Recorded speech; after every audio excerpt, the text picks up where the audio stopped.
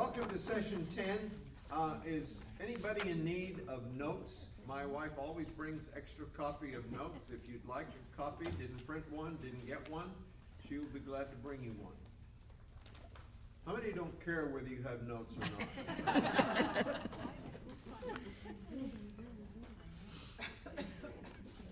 And it would be probably because I don't follow them well enough. That would be a good reason not to. Went to the doctor late last week and was checked up, and he said your physical health seems to be good for a man of your age. I don't know if that's a compliment or. I said, well, what about my mental health? And he paused for a minute and he said, I think, Don, for you, there will be a smooth transition into senility. That's something at least I can look forward to. After tonight, the first time we'll meet again for this Bible study is February the 16th. I'm sure everyone has that circled on their calendars. And as I'm sure you have figured out, we will continue in the Gospel of John. And as a matter of fact, the first episode that we will look at next semester is the woman taken in adultery that Jesus deals with. So, no children under 18, please. I don't think we have any of those here, so I think we'll be all right. That's the first thing for next February. You probably have noticed that the Gospel of John is unique in many ways. But one of the ways I want us to notice is that most of the text is dialogue. Jesus speaks, the disciples speak. Jesus speaks, the Jews speak. Jesus speaks, the leaders speak. The crowd speak. Most of the Gospel of John is dialogue. We remember how people came to John the Baptist. Are you Elijah? No, I'm not Elijah. Well, are you the prophet? No, I'm not the prophet. There's this give and take back and forth, and we will see that all through the 7th chapter of John. I'm going to try to cover 52 verses tonight, but I want you to notice that I'll be picking out a few of the verses specifically to read, to comment on, but the notes hopefully cover nearly all of the verses in John chapter 7 through verse 52. This chapter opens ominously, talking about threats on Jesus' life. Chapter 7 and verse 1, after this, Jesus went around in Galilee, purposely staying away from Judea, because the Jews were waiting to take his life. I don't know if you try to keep up with the time frame. It's not always easy to do. But we're going to be looking at an episode of the Feast of the Tabernacles, which is a fall festival. In 5 or 6 months, the next feast will be the Feast of Passover. Passover is, as you know, the commemoration of when God delivered his people from the 10th plague. When the folks put blood on the doorpost and the lintel, and God passed over that house because he saw the blood, the text says. That's when Jesus will surrender himself. That's when will come true what John the Baptist said in chapter 1, behold, the Lamb of God, who does what? Do you remember? Who takes away the sin of the world. So the Lamb who takes the sin away is like the Passover lamb that is eaten in remembrance of how God had delivered his people from a horrible death of the children. It's about 5 or 6 months away. I mentioned, I think it was in last session, what it would be like to wake up every day knowing that your days are numbered. And it's not just the fact for people who know that they're sick and may not have a long time to live, they still don't know when that will be. Jesus does. And so John mentions at the beginning of the chapter, Jesus intentionally stayed away from Jerusalem. My NIV says that he went around in Galilee. The Greek actually says that he walked around in Galilee. Not that that's necessarily much different, except for the fact that if you can picture a typical rabbi would walk around, his disciples would walk with him, they would listen, they would watch, they would learn. And that's what these disciples have been doing now for about 2.5 years, maybe almost 3. They don't know it, but they won't have much longer to walk around with Jesus.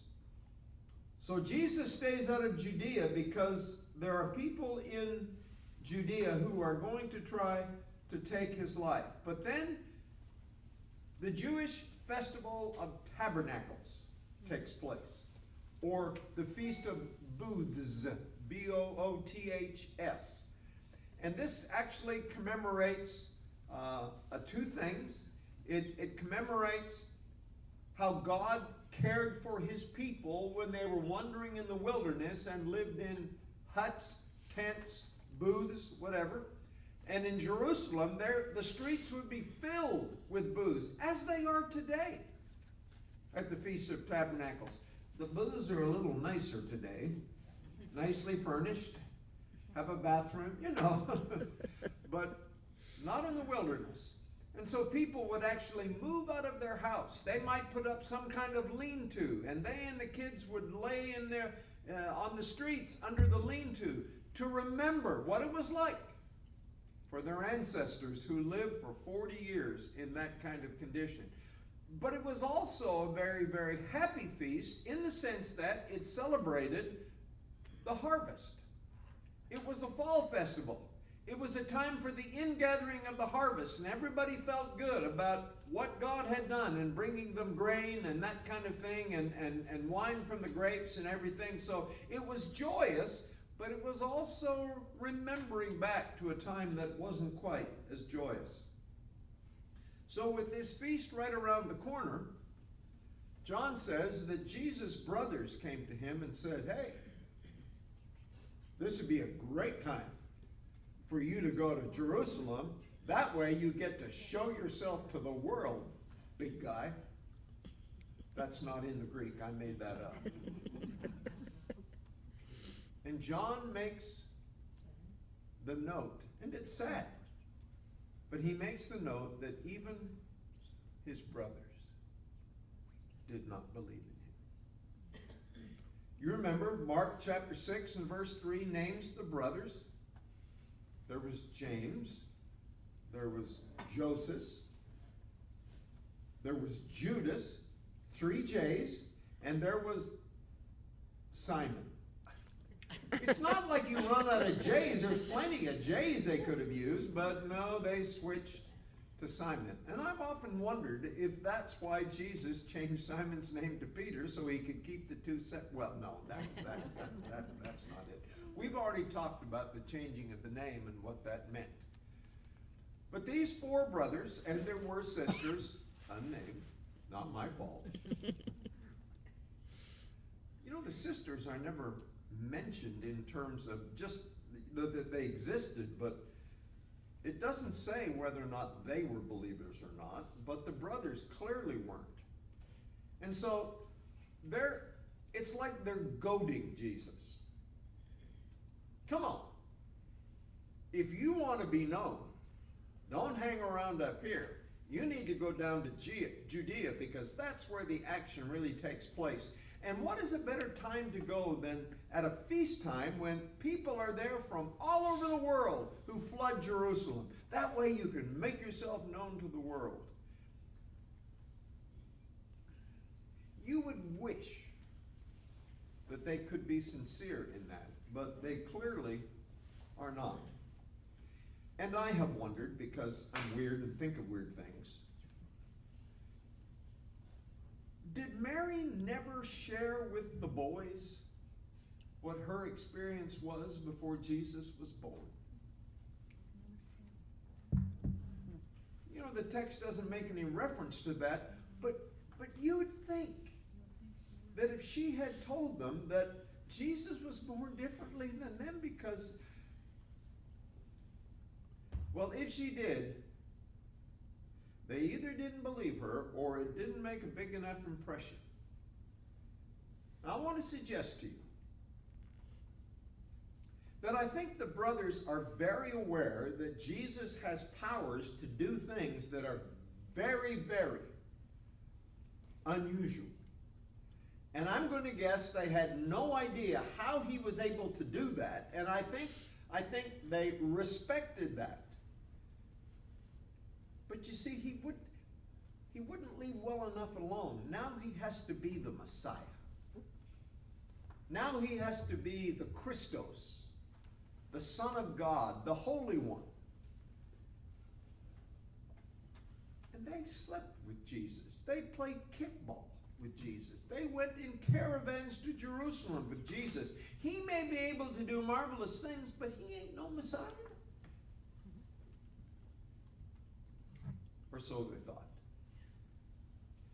And Jesus doesn't rebuke them exactly. Well, he does. He rebukes them a little bit. He says, in essence, guys, my hour has not yet come. You remember we've talked about the hour. And I think he could put in parentheses, it won't be long. But it's not yet. Your hour is any time. It makes no difference if you go or not go. They're not going to hate you like they hate me. But I'm not going to this feast. You go. Now, this is an interesting thing. You'll be the judge of that. I actually looked in Paula's Bible and I said, ooh, yours is different. In my Bible, Jesus says, I am not yet going up to this feast. Do you see that? Let me see, what verse is that in? 8. I am not yet going up to this feast. Now there's a footnote down there that says some of the early manuscripts do not have the word yet. So I looked in Paula's Bible, which is also an NIV, and hers doesn't have yet. And hers is after mine. And I'm going to tell you, and I don't know this, but this is a guess, I think the NIV probably got criticized for putting in yet. Because the evidence suggests that the yet came later. And surely you can understand why. Because the scribes who are copying this go, wait a minute. You can't have Jesus saying, I'm not going to the feast, and then him turn around and go to the feast. I mean, that's not right. So maybe he must have said yet. And the yet was actually added later. And that is one of the things that we could study when we resume our class on how we got the Bible. And that's going to happen one of these days. I hope many of you live to see it. Truth be told, I hope I live to teach it. But anyway. So, I think correctly, Jesus says, I'm not going to this feast. And I think that's easily explained. He means he's not going up like everybody else is going up. Because usually they went in caravans. You know, you don't travel by yourself. This is a great time of the year. You celebrate. Everybody piles the kids in different vans and they all go together. Oh, wait, no, there were no vans now that I think about it. But they traveled together. It was a 4, 5 day, 6 day journey to Jerusalem. And you went in groups. Jesus says, I'm not going like that. And then a little later, it says, when Jesus decided to go, or when he left, he went up secretly. Did you notice that? Mm-hmm. He went up secretly. Have you tried to picture what that looks like?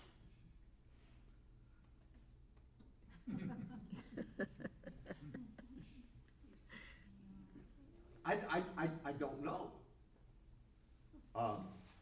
Maybe secretly in the sense that there was no public display of his going, that he was just with a group of guys who went to Jerusalem, you know. I don't know. But he went in a way that would have been different than if he had gone like the brothers said he should go. And they said he should go like that so he could show himself to the world. That's their words. But Jesus is not ready to show himself to the world. And so when he goes up, the text says that he goes up secretly, excuse me. When he gets there, there clearly are differing opinions about Jesus. Verses 12 and 13. Let's start at verse 11. Now at the feast, the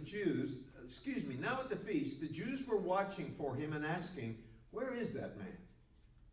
Among the crowds there was widespread whispering about him. Some said, "He's a good man." Others replied, "No, he deceives the people." But no one would say anything publicly about him for fear of the Jews. Now this is interesting. It has been a long time since Jesus was in Jerusalem. He has spent quite a bit of time not going there on purpose. And yet, when he arrives at the feast, John explains that he's still the talk of the town. And there are differing opinions about him. He's a good guy. Yeah, well, how does a good guy deceive the people? That ain't right. But when they talk about it, they talk about it like this. Because they're afraid that if the Jewish leaders hear them talking about, they will not be happy. Bad things could happen to them. So it's kind of like, well, what do you think? You know, that kind of thing. But anyway, John wants us to understand that when Jesus gets to Jerusalem, that's the kind of thing that is going on. What happens next has to be understood in the light of what happens in chapter 5. Because in chapter 5, I know you remember, Jesus performed a miracle at the pool of Bethesda, when there was a man who said, "I'd like to be well, but every time I try to get in the pool, when it bubbles, somebody beats me, I can't do it." Jesus says, this is not in the Greek, pool schmool. You don't need a pool. Just take your bed and walk. And he did. And it just so happened that he walked by some Pharisees who said, "Man, you're looking great. We're so happy." No. They said, "What are you doing carrying your cot or your mat or whatever you have on the Sabbath day? That's a violation." Well, it wasn't my idea. The man who healed me told me I should take my bed and my mat, whatever, and walk. Who was that? I didn't get his name. Until later, Jesus comes to him and tells him who he is, and he then goes to the leaders and says, "Oh, you want to know that guy's name? His name is Jesus. He's from Nazareth." And nobody asks, "How did he do that? Are you sure that you were crippled?" "Well, I'm pretty sure. It's been 38 years since I've been able to move. So, yeah." But nobody asks that. Nobody probes finding out what kind of power it is that gives brand new life to a man who has been pitiable for decades. The only thing they're concerned about is, where do you get off carrying a mat on the Sabbath day? So, the main charge against Jesus in this right now, there will be other charges that build up. But the main charge is now that Jesus is a lawbreaker. He has no respect for the Sabbath. Otherwise, he wouldn't be in violation of the Sabbath by healing this man.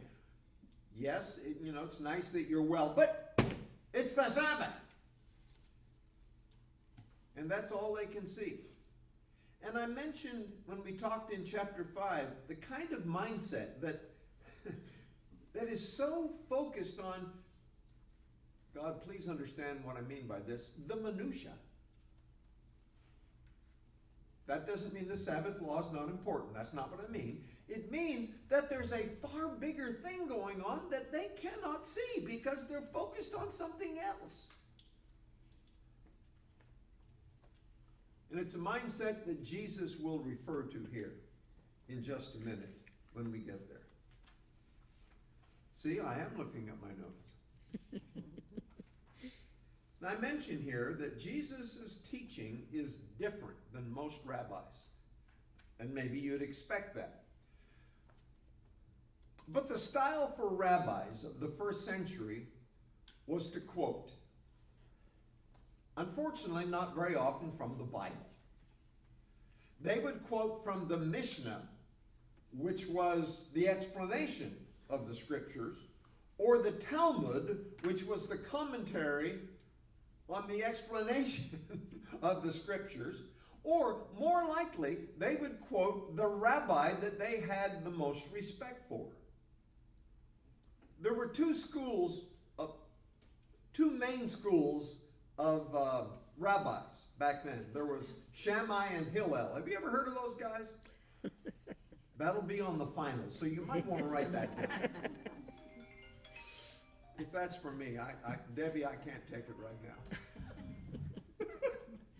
Debbie's one of my favorite people. That's one of my favorite things to do. Rabbi Hillel has said about this passage this or that. Yeah, but Rabbi Shammai says on this passage this or that. Jesus doesn't quote rabbis. He doesn't quote the Mishnah. He doesn't quote the Talmud. He quotes the scriptures. And the question is, where does a fella who hasn't been to seminary learn the scriptures like Jesus seems to know them? Where does a man get that kind of learning? Verse 15 is where that question is asked. And it's interesting, the wording in, I can't have two sources where there's no light. Yeah. Where did this man get such learning without having studied? Now, and the English doesn't do justice, in my opinion, to the Greek, because the Greek says, where did he learn his letters? Which in this context means his scriptures. If you've never studied under a rabbi, if you're just an ordinary schmuck, where do you learn this stuff?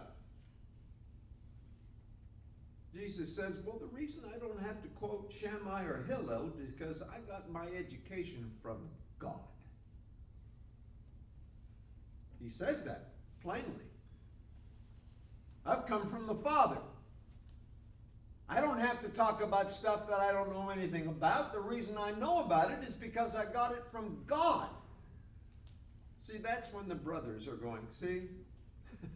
See? That's why we can't handle this guy. Because, it's not enough that he does miracles. He has to, say, he studied under God. Well, what they don't realize is that that's exactly what he did. And verse 17, and I'm going to talk about this a little bit. This might be close to preaching, not like it's not anything that I do most of the time. Under the light. If anyone chooses to do God's will, now listen to the wording. If anyone chooses to do God's will, he will find out whether my teaching comes from God or whether I speak on my own. So the question really boils down for the people. He's a good man, he's a deceiver. Does he really speak for God, or is he just popping off on his own? That's the issue. And Jesus says, if you want to know which of those is true, you better want to do God's will. Did you hear that? If any man chooses to do God's will, then he will know whether my teaching is mine or not. And I think there is such a tremendous meaning in all of that and a lesson behind it. It has been my experience both in ministry and in my personal life, that the main reason that people don't believe is that they really don't want to.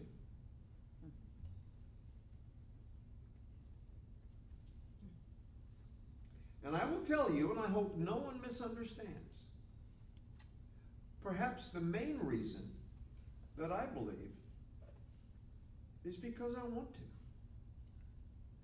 Don't misunderstand. I believe there is great evidence for the veracity of Scripture and the veracity of Jesus' claims. I do. But there are a lot of people smarter than I am who look at the same thing and say, no, I don't think so.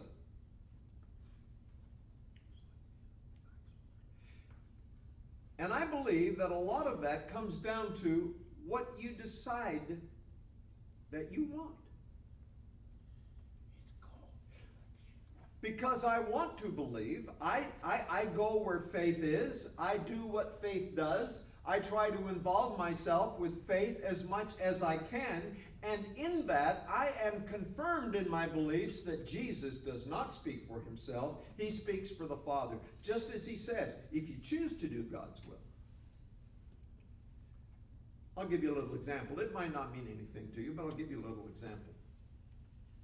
There was a girl at the time, high school, that I went to church with, and years after, we became friends on Facebook.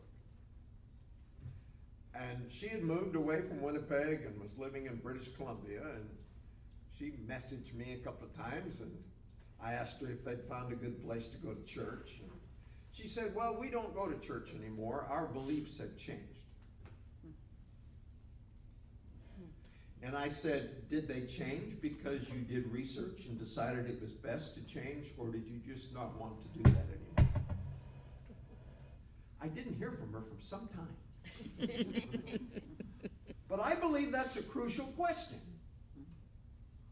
Did you change your mind about Jesus because you researched the subject and came to believe that it made more sense not to believe than to believe, or did you just get tired of living by the Christian ethic?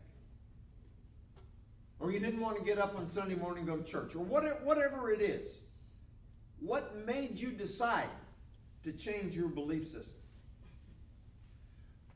My experience is, for most people, they don't believe because they don't want to. They'll have to change too much. They'll have to give up too much. Whatever. And so it's just kind of rejected out of hand. They hear these things about Jesus, go, yeah, right. I got lots of people like that in my life. Do you? Just kind of watch them. See if they're people. Has any one of them ever come up to you, I really want to believe, but I just can't get it. Not often does that happen. They just don't choose to do God's will.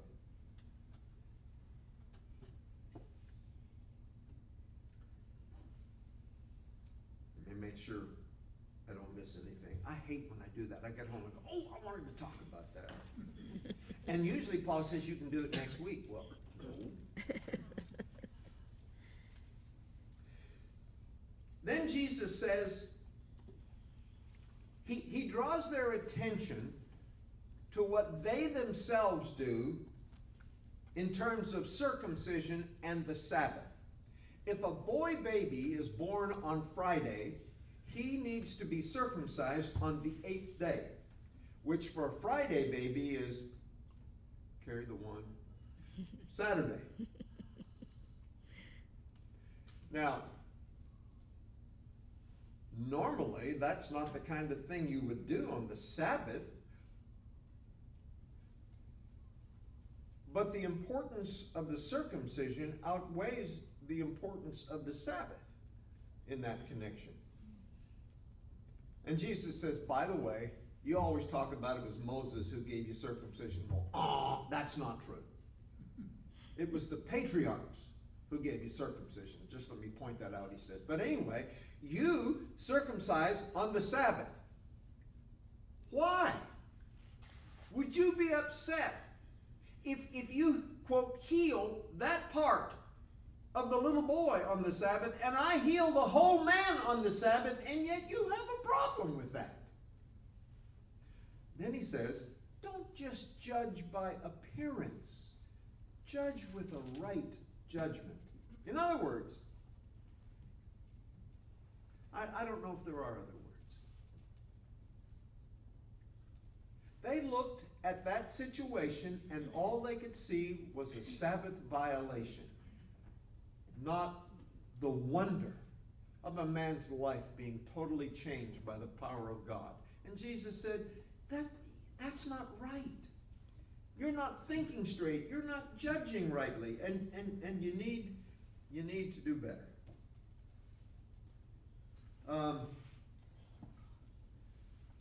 Just a minute. Oh yeah, back in chapter 5, by the way, when they were getting on him, Jesus had already pointed out that, God still works on the Sabbath. And he does. And he said, and I'm still working on the Sabbath because, me and my dad, we do the same things. And that didn't get him any points, by the way. But he just said, my Father works on the Sabbath, and therefore I work on the Sabbath. You guys need to judge with the right judgment. And I think part of the right judgment is to ask the question, how in the world did he do that if he is not from God? Because Nicodemus himself said, we know you're a teacher come from God because nobody could do what you do unless God were with him. Well, that wasn't the majority opinion. Apparently Nicodemus was one of the few people who believed that. Now, verse 27. This is how people thought in those days. Maybe it's not any better today. But first of all, they said, here he is teaching publicly, and the authorities haven't arrested him. I wonder why that is. Is it because they now believe in him? It's just a rumor going through the crowd. Why would he be able to teach without being arrested? No, that can't be right. Because, and I love this reason, verse 27, quit hiding. But we know where this man is from. When the Christ comes,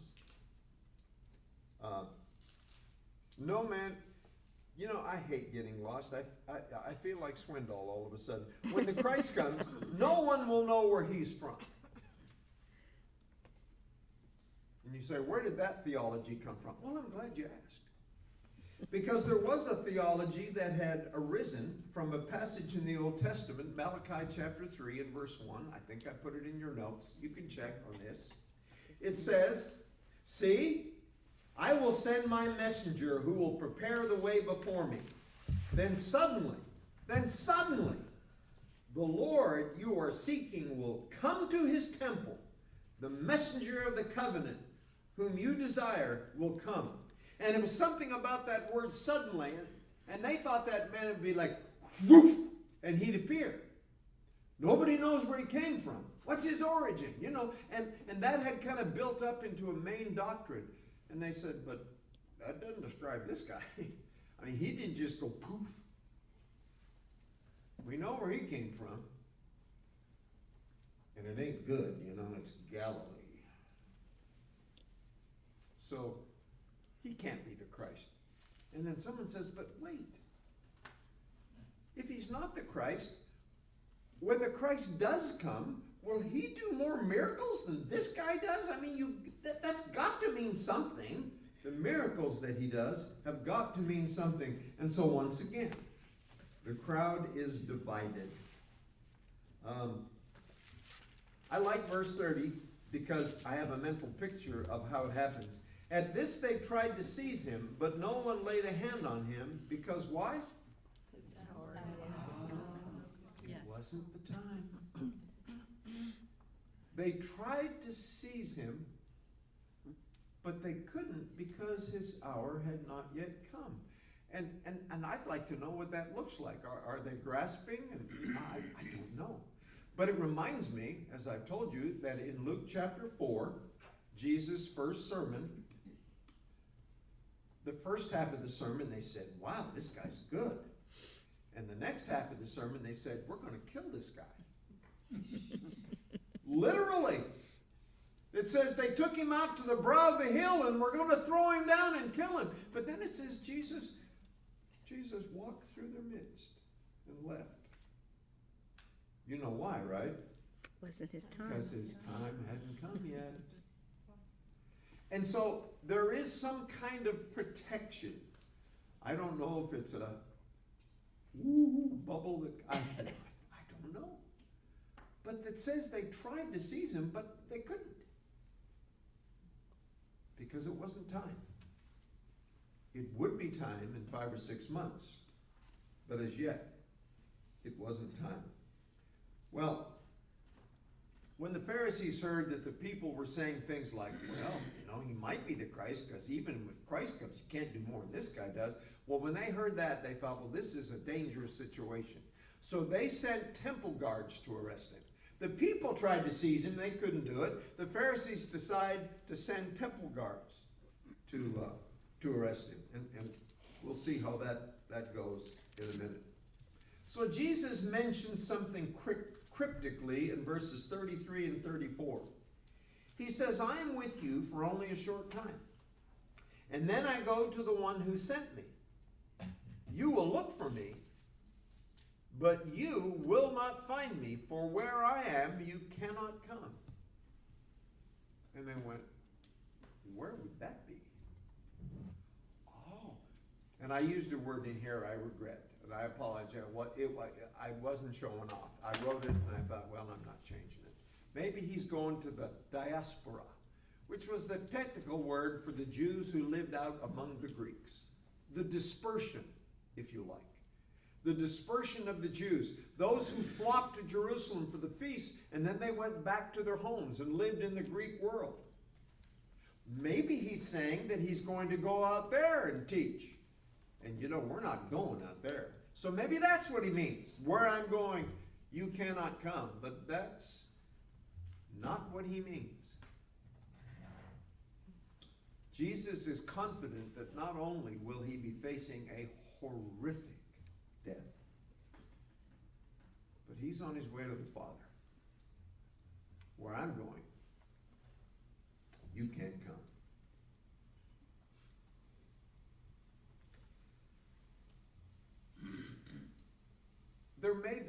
I should probably wait till I get to chapter 12 to talk about this, because it's mainly in chapter 12, and maybe I should have, but it's too late now. I'm suggesting that in this, there might be a deeper message. The Bible actually warns us that people who intentionally live in unbelief for a period of time might find themselves in a situation where it's not only that they don't believe, it is a situation where they can't believe. And Scripture warns us about that. I'll just read a couple of verses. I don't think I put these in your notes, and I apologize profusely for that. I have it marked with my turkey marker. My good friend Debbie said, when I thought of you, I thought of turkey. So,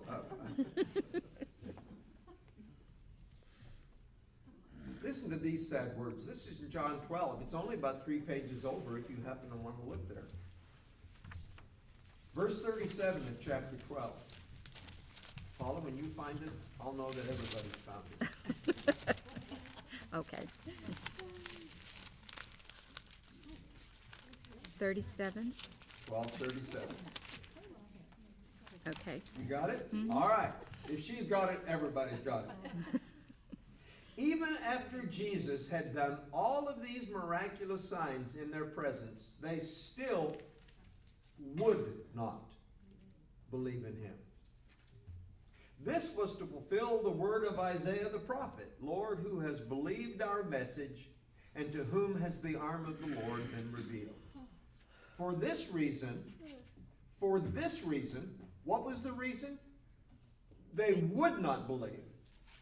For this reason, They could not believe because, as Isaiah says elsewhere, 37. he has blinded their eyes and deadened their hearts. And they can neither see with their eyes nor understand with their hearts and turn so that I would heal them. And you might say, well, that ain't fair. You're not in charge. It's a warning to people to not willfully, year after year, refuse to see the evidence for Jesus. Because the time may indeed come when they no longer have the ability to do that. Okay, so we're getting to the, let me see where we are. We may get out early tonight. Well, you know, the cold front's coming in. Yeah, there's a cold front coming in, yeah. Jesus makes sure that he gets everyone's attention on the last day of the feast. I'm beginning in the middle of verse 37, I think. Why do they make these numbers so small, Paul? Or your eyes are getting bad?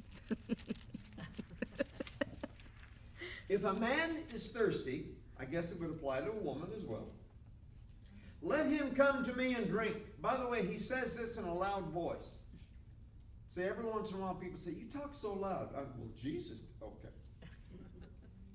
Let him come to me and drink. Whoever believes in me, as the scripture has said, streams of living water will flow from within him. Now by this, he meant the Spirit, whom those who believed in him were later to receive, because up to that time the Spirit had not been given, since Jesus had not been glorified. If any man is thirsty, let him come to me and drink, Jesus says. And Ray Stedman, who every once in a while says something really good in his sermons, which I read. I'll read what he says. Every day during the 7 days of the Feast of Tabernacles, one of the chief priests would lead a procession down through the Kidron Valley to the pool of Siloam, which, by the way, means the one sent. Jesus often talks about being the one sent. Anyway, out of the waters of the pool he would fill a golden pitcher and carry it back to the temple and pour it over the altar to remind the people of the days in the barren wilderness when God gave them water out of a rock. Then the people would shout and wave palm branches, rejoicing and praising God. But on the great day, the last day, there was no such ceremony, because this day had been added to the feast. It was on this day that Jesus sees the opportunity to cry out, if anyone thirsts, let him come to me and drink. You don't have to drink the Siloam water. You don't have to be so excited about a procession that water comes out of a golden pitcher. If you're really thirsty, come to me and drink. I am the rock. I am the very rock that those in the wilderness drank from. And these words are confirmed by Paul in 1 Corinthians 10:4 when he says, they all drank of the spiritual rock which followed them, and that rock was Christ. That's what Paul wrote. So there in the wilderness, God was teaching the same truth that he is teaching us today. Jesus is the rock from which we can drink and satisfy the thirst of our hearts. So Jesus waits till the last day of the feast and announces this. Now think about this. See the whole thing in context. The chapter begins by saying that Jesus didn't go around in Judea because he didn't want to cause a fuss. And now he waits till the middle of the feast. He goes up to the temple and he starts to teach, and people are amazed at the way he teaches. Where did this guy get his letters? He never went to seminary. And now he stands up and says in a loud voice so that everybody can hear, I'm the source of the water that makes you where you'll never thirst. Now, Jesus didn't explain this, but John says, and this could almost be in parentheses, now he was talking about the Spirit, but the Spirit had not yet been given. And I know some of you would like to talk about that, and we will, because 14 through 17 has a lot to say about the Spirit. And God willing, we'll look at that either in the spring or next fall. I'm sure we can get to it in the spring, but I can't make any guarantees. It depends on how slow you listen.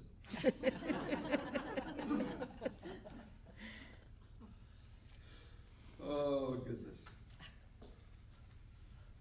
Anyway, it's at this point that the temple guards return. They had been sent by the Pharisees. And I like what Stedman said about this too, so I'll read it. This is one of the humorous incidents of the Gospels. Can you imagine how these chief priests felt when the very officers whom they sent out to arrest Jesus returned, having not arrested him? Where is he? The priests demanded. You knew where he was. Why didn't you bring him? We can almost hear the response of the man. Well, it's hard to tell exactly what happened. But as we were listening to him, he somehow got through to us, and we became so wrapped up in what he was saying that we forgot what we set out to do. We have to say that we've never heard anybody talk like this guy talks. And so the religious leaders said, gosh, we need to weigh that as evidence. No. That's not what they said, Paul. They said, buffoons! How could you be persuaded by him? Look at us. Have we been persuaded? Don't you know who we are? We're not buying into that. And if we're not buying in it, how can you be so foolish as to buy into it?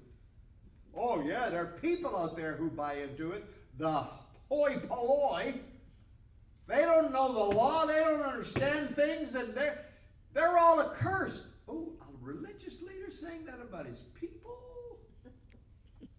Shows you they had great respect for the people that they served. They don't know nothing, and they're accursed because of it. Well, then somebody teach them.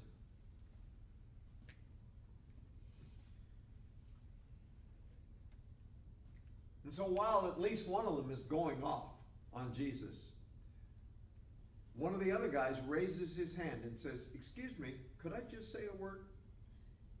His name was Nicodemus. You remember him? From chapter 3. And he just basically says, I understand why you're upset, but we have rules. This Sanhedrin has rules. And we don't pass judgment on someone until he's had a chance to come and present his case, and we listen to him and decides if there's anything worthwhile in what he says. That's just the way we do things.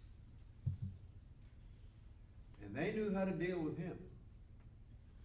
They said, I know I'm paraphrasing.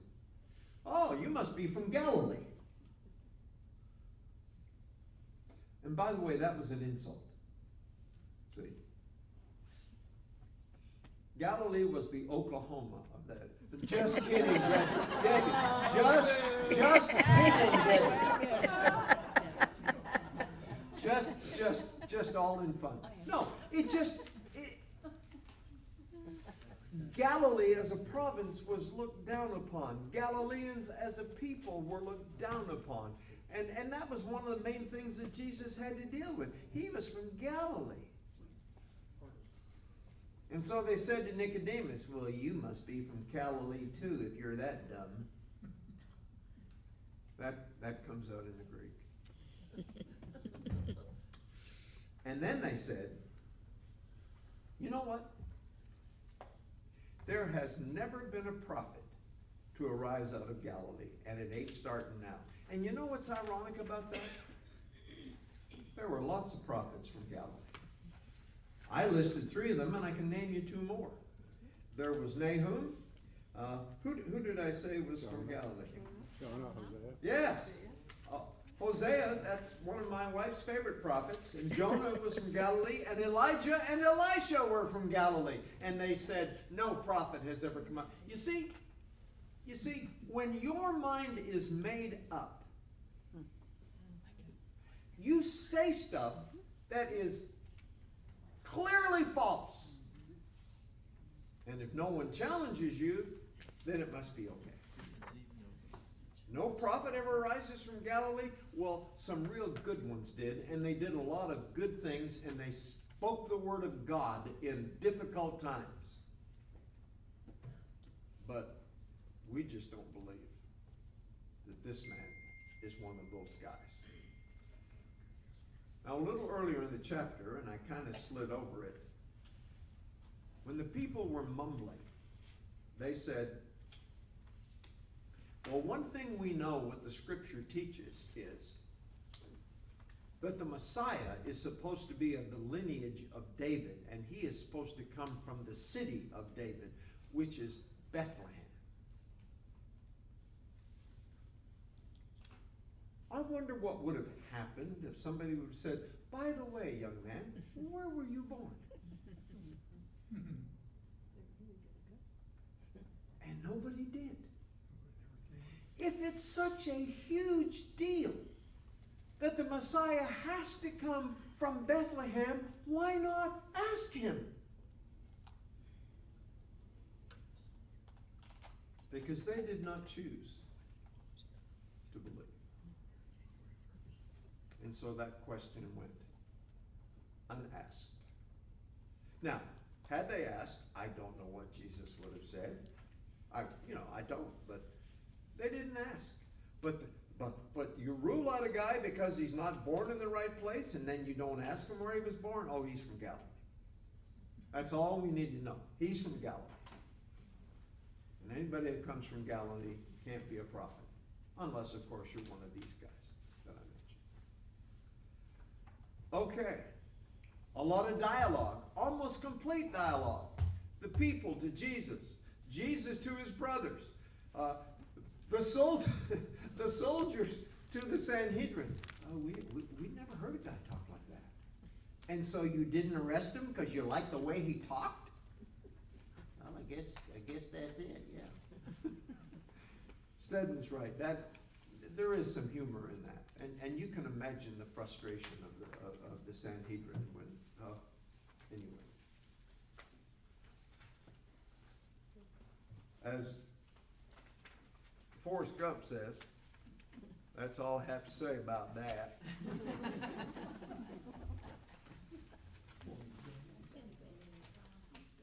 But let's remember, we're 6 months out now.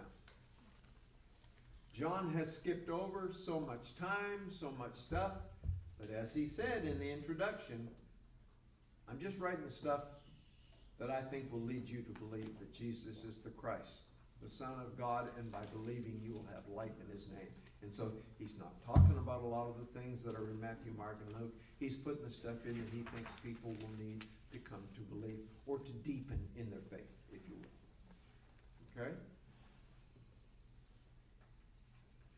I mentioned in the email, and I'll say it to you personally, thank you so much for being a part of this class and for coming, even when there's a cold front coming in that many of you don't know about. We're hoping you outside. Yeah, it might have dropped a little by the time we get outside, but that'll be okay. So my usual winter fare is shorts and a long sleeve shirt. You know, if I can keep this part warm, I'm fine. Okay,